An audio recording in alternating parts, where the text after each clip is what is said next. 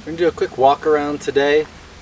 This would be a 1989 Chevrolet K5 Blazer. It was originally a Forest Service vehicle, so it's got a 6.2 diesel, doesn't have a turbo in there, and a 700 R4 transmission, limited slip rear. It does really well, four-wheel drive of course. I have converted everything on the inside to look like the Silverado package from '89, so you'll see a bunch of trim that wasn't there when I got it, but otherwise it's a pretty bare bones Forest Service truck. And then we threw a rooftop tent on top of it and turned it into a little bit of an overlanding rig. So we'll just do a quick walk around on some of the stuff we've done here today. You'll recognize some of this equipment from our other videos, but let's jump into it. All right, here is the back of the truck. We've got a dog crate in there for our golden retriever. We've got the camping kit, which is behind that sleeping pad. The sleeping pad was just a backup in case we didn't do the rooftop tent.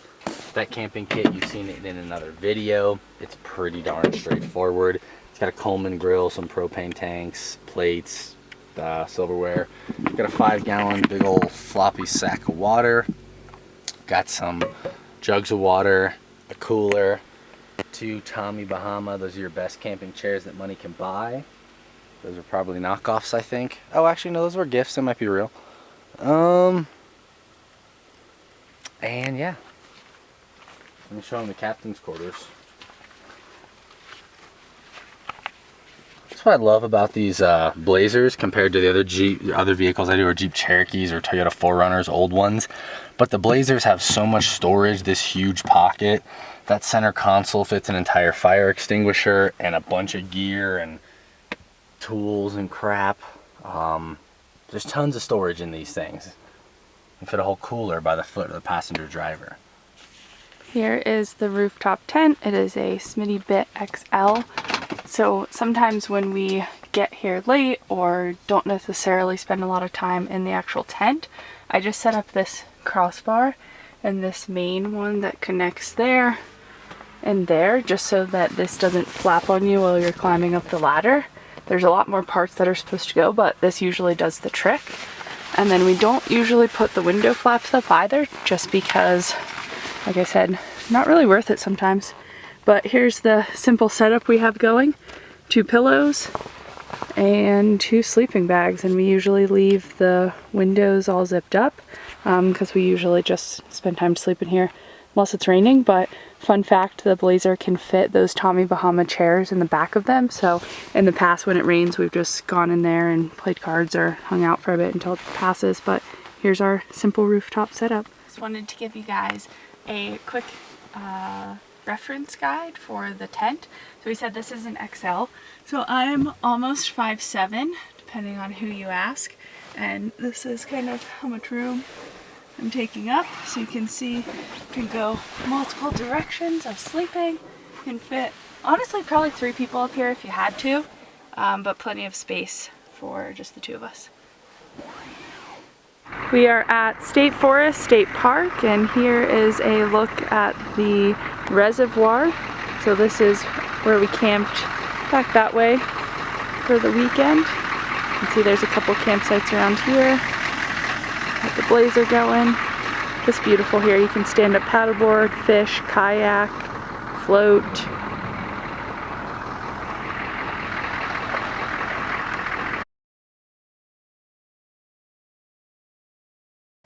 So for breakfast, we have breakfast burritos here.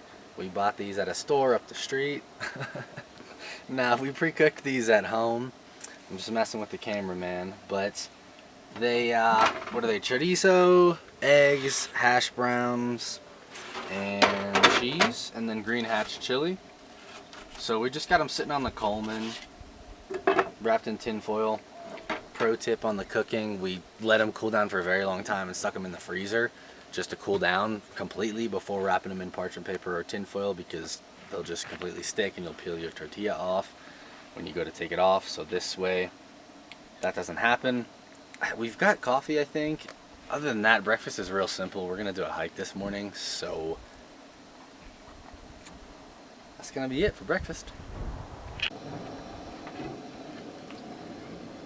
The burritos have been in here for a good bit. So now I'm going to try and Can you give a time estimate on what a good bit is, or should I just look that up on Google? I don't know, like 7 minutes. Enough to where it's like pretty warm, but I can still touch it, but the burrito feels nice and toasty. We also wrapped with parchment paper. Now we're gonna just make sure the little edges get a little crisp. It's gonna be hotter than I thought, but I can grab it with my hand.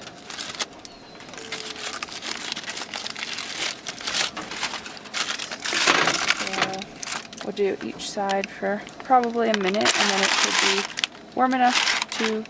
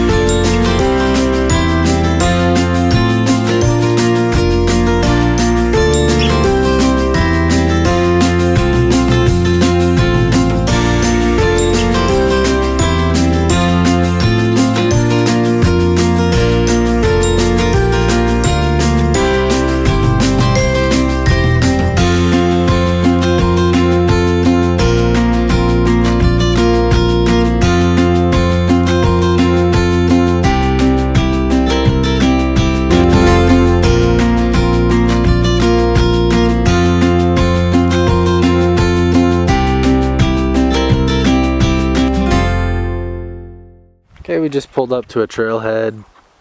It's, what's the name of this trail? American Lakes. American Lakes. Goes up to a glacier. We believe it's anywhere from 6 to 8 miles. We've done it halfway twice, so we are gonna go ahead and kick it off, and we'll try to get some footage along the way.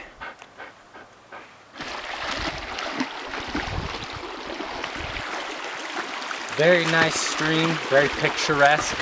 We've got 3 more miles to go. This hike should be about 8 in total. I believe we've done a mile so far. So we're just taking a stop here at the stream, and then we will carry on.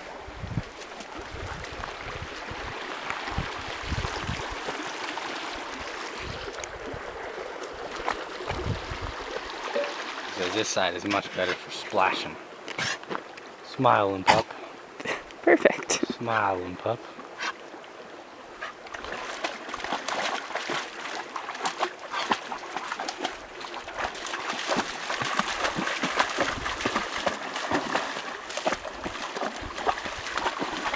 Ooh, that is some clean water, right?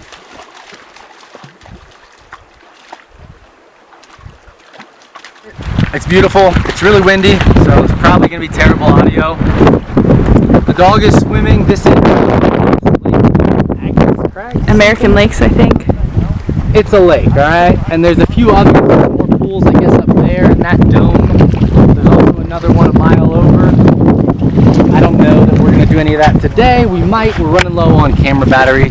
But we made it, and it's pretty cool up here. So we're going to hang out, have some snacks, and then try to head back before the weather rolls in.